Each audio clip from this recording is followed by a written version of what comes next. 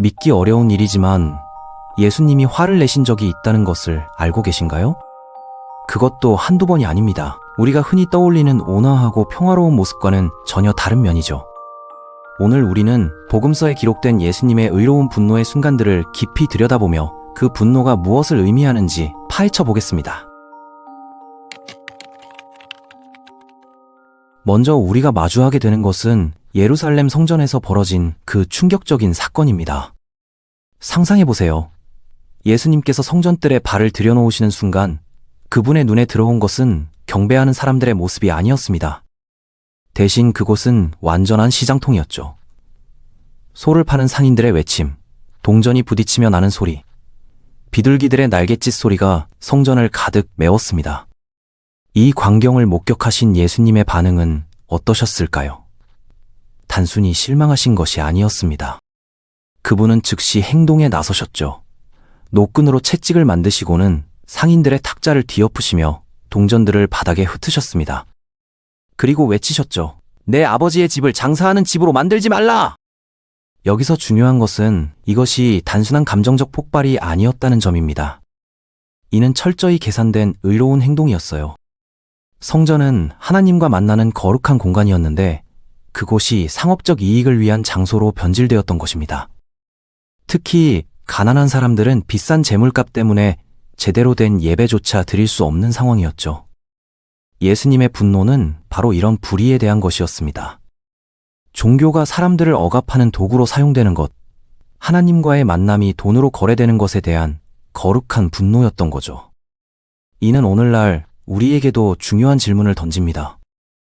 혹시 우리도 신앙을 편의에 따라 조절하고 있지는 않을까요? 이제 우리의 시선을 바리새인들과의 갈등으로 돌려보겠습니다. 마태복음 23장에서 예수님이 종교 지도자들에게 퍼부으신 질책은 성경 전체에서도 가장 강렬한 부분 중 하나입니다.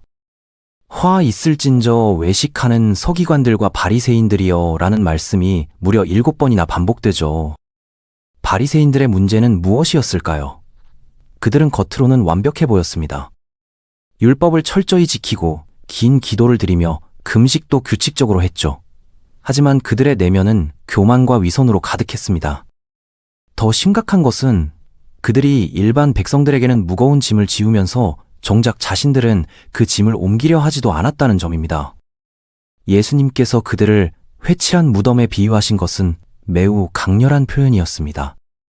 겉으로는 깨끗하고 아름다워 보이지만 속은 썩은 것들로 가득하다는 의미였죠.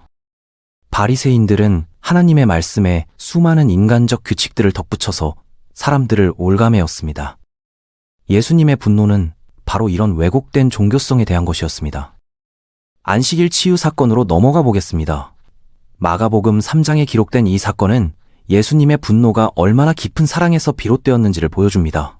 회당에 한쪽 손이 마비된 사람이 있었는데 종교 지도자들은 예수님이 안식일에 그를 고치시는지 지켜보며 고발할 구실을 찾고 있었습니다. 예수님은 그들의 속셈을 아시고 직접적으로 물으셨죠. 안식일에 선을 행하는 것과 악을 행하는 것, 생명을 구하는 것과 죽이는 것, 어기는 것 어느 것이 옳으냐?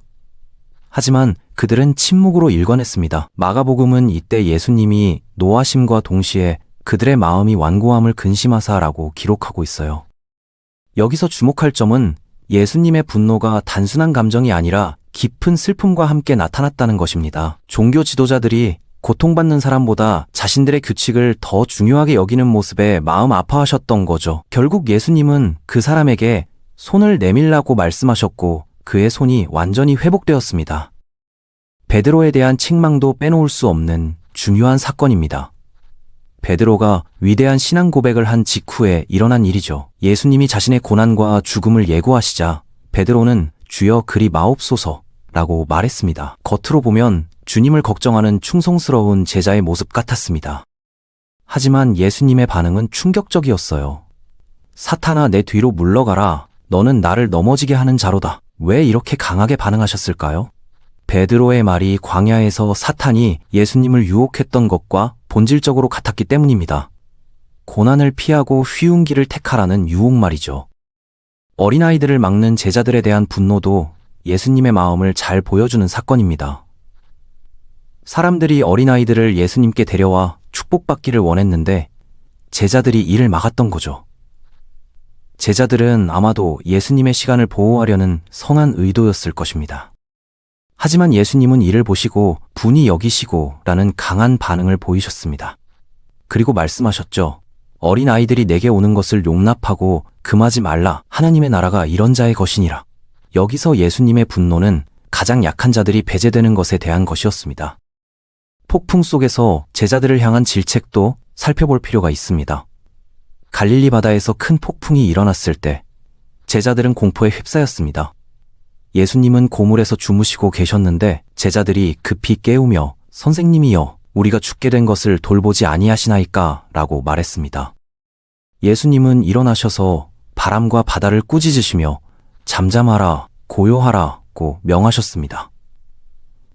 하지만 예수님은 제자들에게 위로의 말씀 대신 질책을 하셨습니다.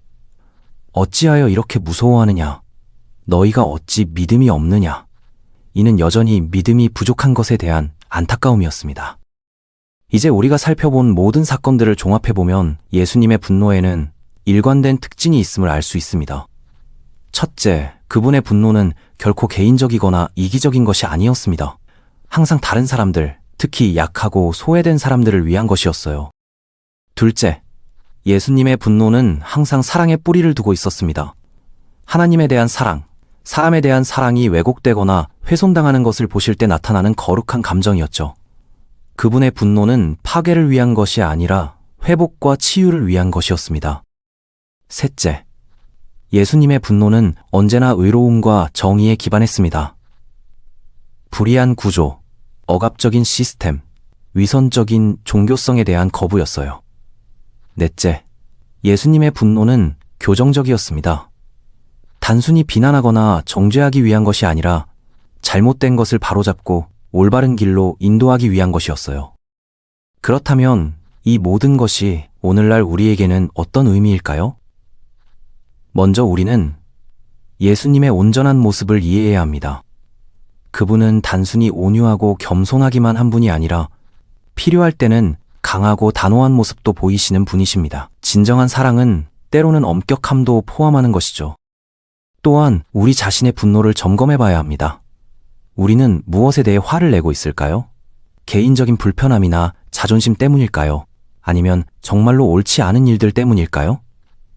예수님처럼 의로운 분노를 품고 있는지 성찰해 봐야 합니다. 우리는 또한 예수님처럼 약한 자들을 보호하고 불의에 맞서는 용기를 가져야 합니다.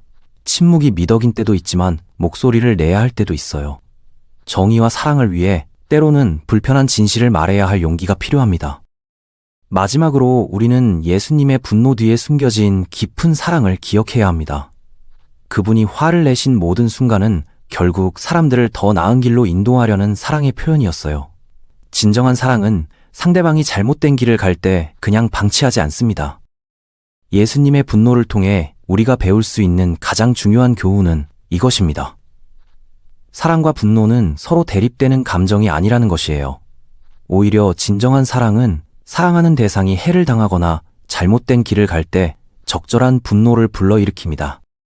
우리도 예수님처럼 사랑에서 비롯된 의로운 분노를 품을 수 있어야 합니다. 불의를 보고도 무감각하거나 잘못된 것을 보고도 침묵하는 것이 항상 옳은 것은 아니에요. 때로는 사랑하기 때문에 화를 내야 할 때도 있고 진리를 지키기 위해 단호한 입장을 취해야 할 때도 있습니다.